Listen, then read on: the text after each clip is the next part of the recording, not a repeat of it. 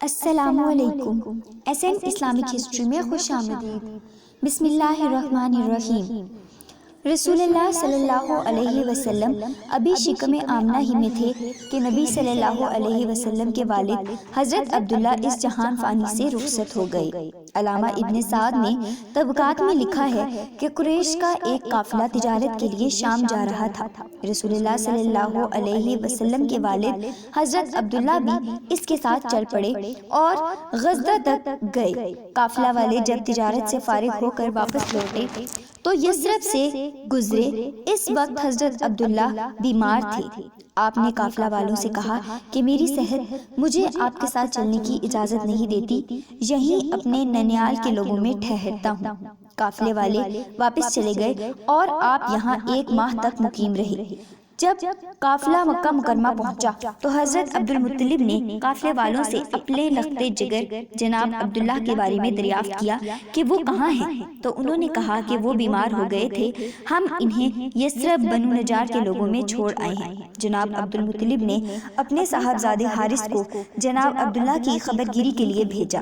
اسی اثنا میں آپ وفات پا گئے تھے اور لوگوں نے آپ کو مابغہ کے گرد دفن کر دیا تھا۔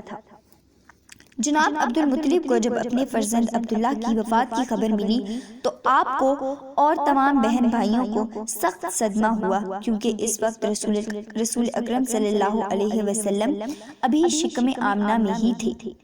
آخر دعائے خلیل علیہ السلام اور نبید مسیحہ علیہ السلام کے پورا ہونے کا مبارک وقت آ پہنچا اور اللہ وحدہ لا شریک کے آخری رسول صلی اللہ علیہ وسلم حضرت محمد رسول اللہ صلی اللہ علیہ وسلم تشریف لی ہوئی۔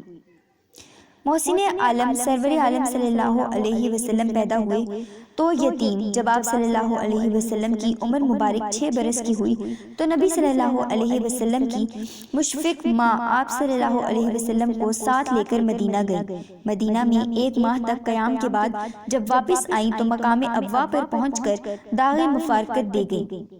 دیار غیر میں دوران سفر نبی صلی اللہ علیہ وسلم پر بجلی بن گرا۔ ماں باپ کا سایہ پیدا ہونے سے پہلے ہی سر سے اٹھ چکا تھا۔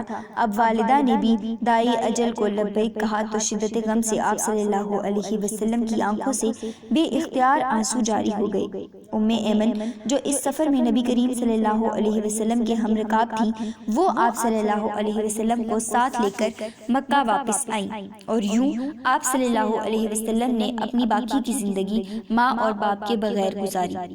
ناظرین، اگر آپ کو یہ ویڈیو پسند آئی ہو تو ہماری ویڈیو کو لائک کریں اور ہمارے چینل کو سبسکرائب کر دیں۔